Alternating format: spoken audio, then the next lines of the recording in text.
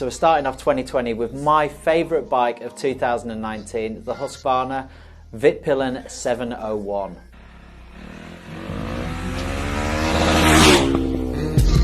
Yeah, I make decisions to glow. Ridiculous flow, potential to glow. You know, I just do that. Consolidate my regions, line it up, put them together. Anyone that ever let me down, forget them forever. My memory's bad. Remember me, though? My memory's gone. My memory, it limits me home. No tree huggers, cause all the lumber's gone. It's against knocking on wood. Pass through the hood when it's good and they chopping up wood. Breaking up stems, tilting my brim. With a limp like a pimp, though I'm shaped like a wimp. They put no fear in him, it's just me at the end of my timeline. Flow like a fine wine, smelling like fine pine. Yeah, is this the end or just the beginning? Am I losing the winning? Is this reality? So a couple of months ago, I was trying to get hold of the Vitpilen 701 from Husqvarna. Basically, we'd done a static review at the 2018 Motorcycle Live. The bike looks wicked, and I thought you guys would be really interested in it as well. Now, at that time, Husqvarna actually came back and said you can also have the Vitpilen 701 and race it at the Bike Shed Festival. I thought, hey, I'll give that a go.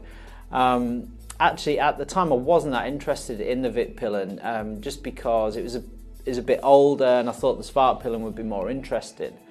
Well, how wrong was I?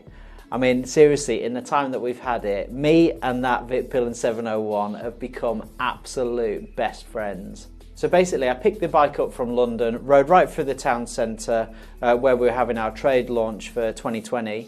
That was in October. And then the following day, went to the Bike Shed Festival and actually got some pretty good results there too. Now, in the time that we've had it up here in the Lake District, you know, I've just absolutely fell in love with the bike. It is just awesome, and it has got some niggles and it has got some downsides, which I'll come on to later in the review. But that being said, I'm still going to hang my hat on that was the best bike, in my opinion, that I rode in 2019. That's really saying something, because I rode some wicked bikes last year, but the Vitpilen 701 was my favourite. Firstly, despite its really sharp looks, and the Vitpilen does look fantastic, that aside for a second, this is a real rider's bike. I mean, you know, it's testament to the bike that basically, you know, having ridden it for like 20 minutes, the following day I'm at a track, and within 20 minutes of riding on the track, I'm lapping like 2 seconds slower than a guy who's rode at the TT.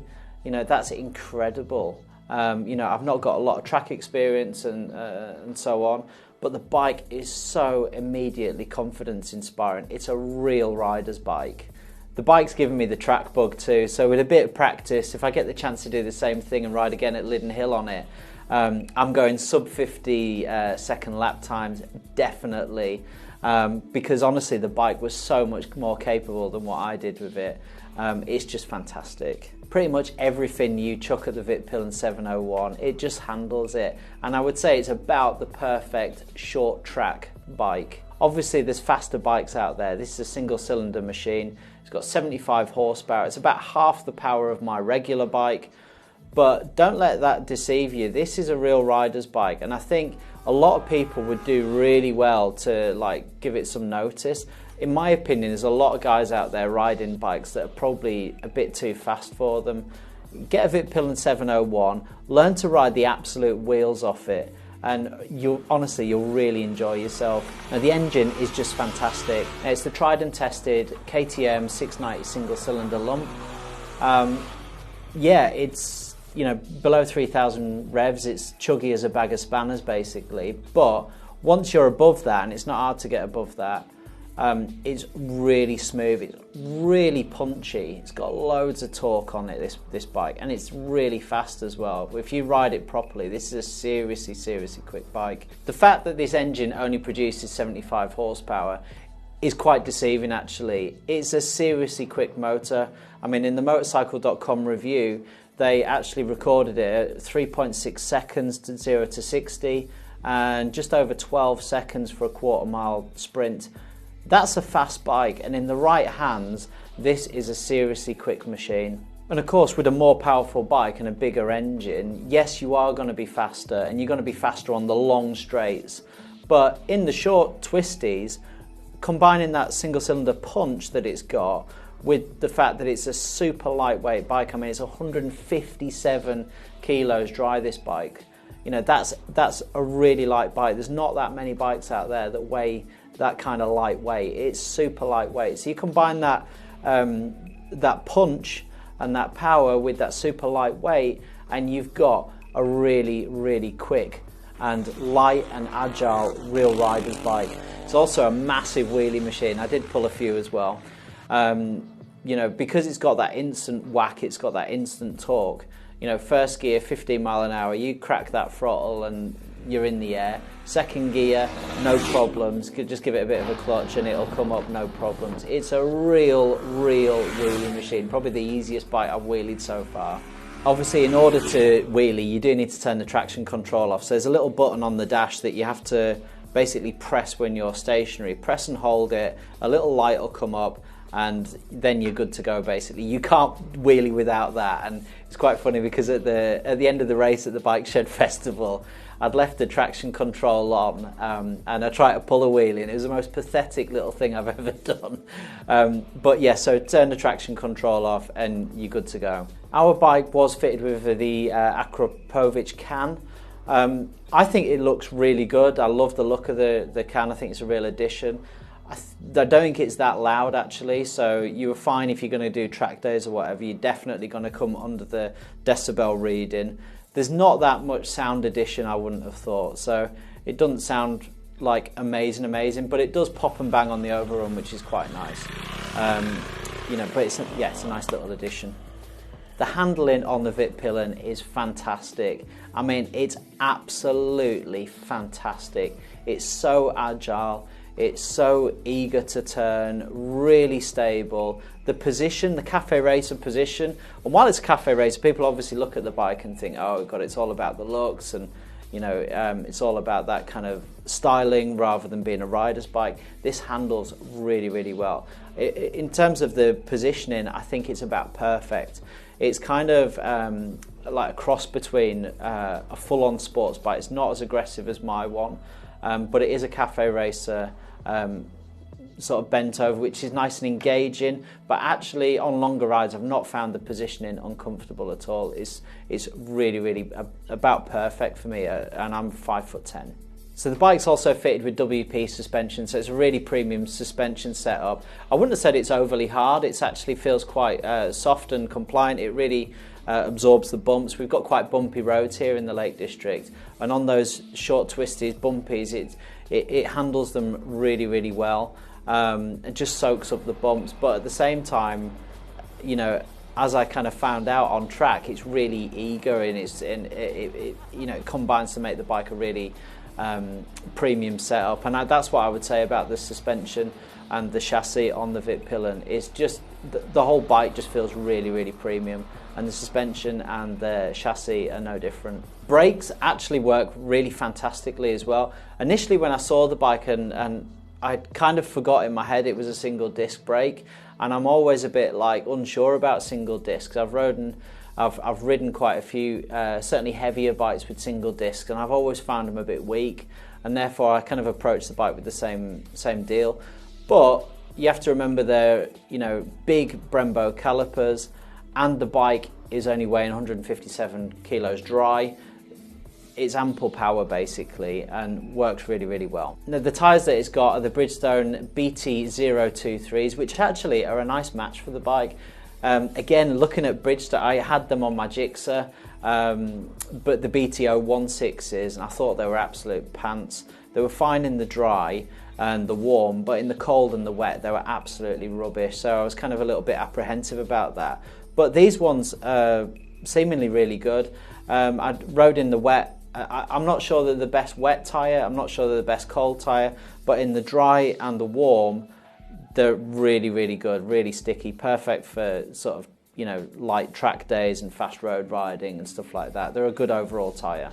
On the looks front, I absolutely love the way the Vitpilen 701 looks. For me, it's about the best Cafe Racer that you can currently buy new from production. Really sharp, really careful lines. I just love I love the Cafe Racer look anyway, but I think the Vitpilen 701 brings something different to the table. And for me, it's the best looking Cafe Racer style bike on the market today. And actually the 2020 model just kind of takes this up an extra notch. They've got a really nice blue model with sort of gloss paint that puts spoke wheels on it. Again, you know, it's just lifted the notch higher again. I really, really like the way this bike looks. Finally, I'm a massive fan of the ergonomics on this bike. For me, everything about the bike is just confidence inspiring. It fits me. You know, I'm 5'10". I found the positioning like perfect, so comfortable, so easy to kind of ride fast, ride relaxed.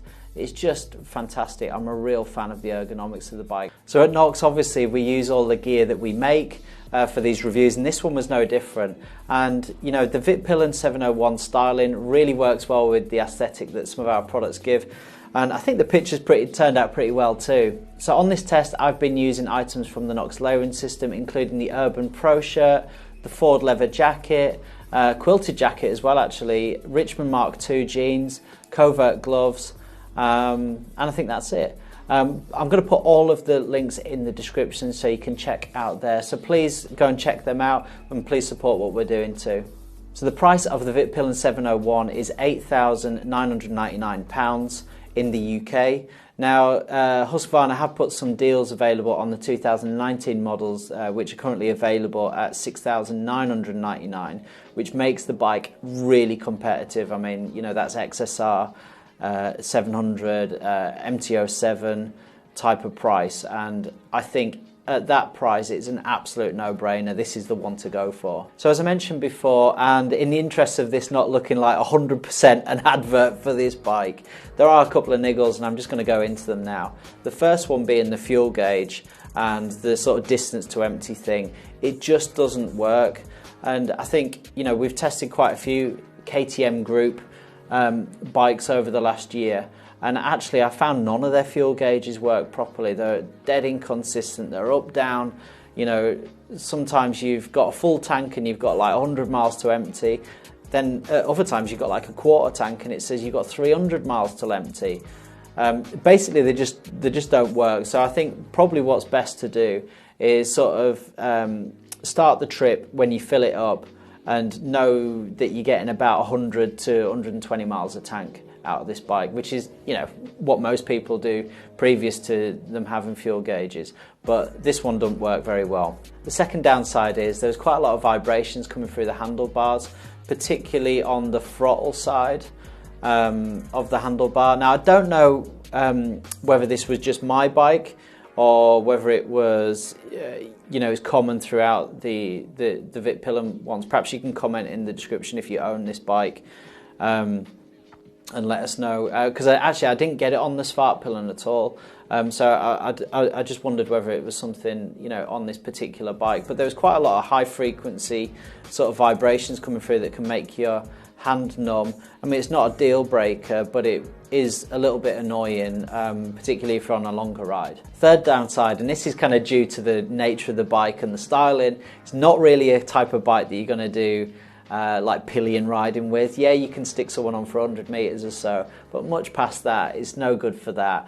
You've not got a huge amount of space for like sticking luggage on and all that kind of stuff. This is more orientated towards like blasts, you know, Sunday blasts, or if you just do shorter sort of ride outs and stuff like that. You know, this is probably not orientated, you know, sticking everything in the kitchen sink on it, because there just isn't the space, and you ain't really going to get a pillion on it too.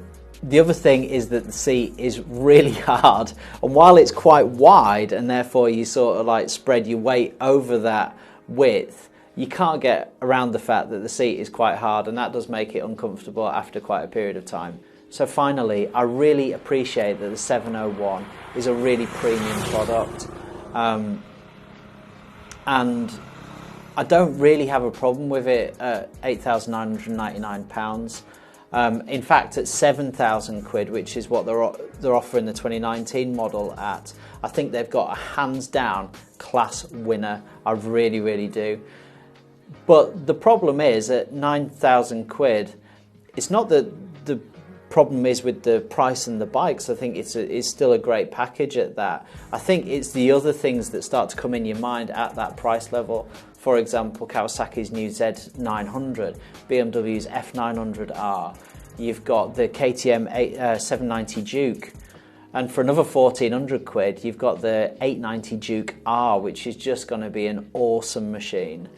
So it's not the fact that it's not the idea that I think the bike's expensive for what it is. I just think at that price level there are going to be other things that come in people's mind that kind of pull them away from buying the Vitpilen 701, and I think that's a real shame, because I think the bike is absolutely mint and really shouldn't be ignored. I think, you know, there's a lot more people who should be owning this bike, because I think it's an absolute winner. So other than that, basically we're cooking on gas. And, you know, if you haven't told already, I'm super smitten with the bike. I absolutely love it and have absolutely no qualms in recommending it to anybody. It's, you know, it was my favourite bike of 2019, no problems. However, just a final thought. Now, if I was working in Husqvarna design department, right now I'd be leaning pretty heavily on my KTM counterparts and saying, do you think there's a chance that we can use the 790 Duke engine and put it in the Vitpilen? Okay, we'd need to add another front brake disc, but other than that, if that actually happened, you'd have a XSR 900 beta, you'd have an NT09 beta, you'd have a KTM 790 Duke beta. It would just be a phenomenal bike. So if you're listening, KTM, please, and Husqvarna, please do that. So that wraps up our review of the Vitpilen 701. Hope you've enjoyed it. Please let us know what you think in the comments. We're really interested to hear what you think about this bike and also what we're doing. Please subscribe to the channel too if you're not already, and we'll see you next time. You get that if you need to sit back and crack the six-pack. I should be in the gym doing sit-ups, trying to get this six-pack. Don't forget that, where the click at, where the bras and the cash and the whip sack. Put a bit back, with a bop, put a bit back. I just did that. Trying to focus on my get back, my get up, my re-up, my rematch. A patch of seeds and Apache debris passing through Indian Springs in Las Vegas, my G. Bumper Nirvana in Nevada. My favorite word.